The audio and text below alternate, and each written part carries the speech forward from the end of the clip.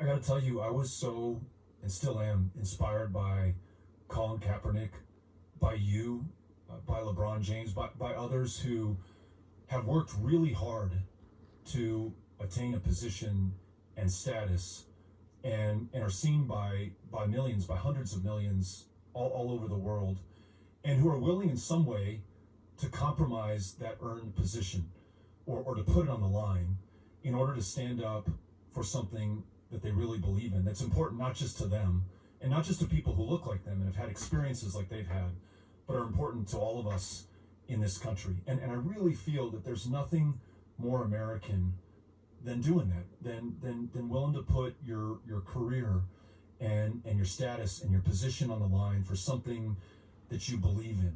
And there are so many ways to serve, there's so many ways to sacrifice, and I'm grateful for all of them. The men and women in uniform right now, and I read from your book that your dad served in the Navy, so you come from a family of those who serve. The people who are willing to stand up in their day-to-day lives and stand up against things that they know might cost them position or status, or in some cases, their lives, or at a minimum, their freedom.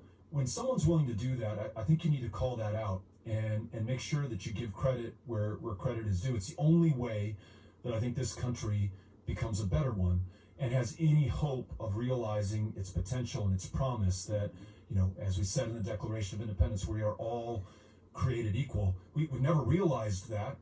We've never truly acted that way in this country, but I'd like to think we've never really given up on trying to achieve that. And the leaders may come in the halls of Congress, may come in military uniform, may be wearing a football jersey, or may be out on the court, as we saw this weekend in LA.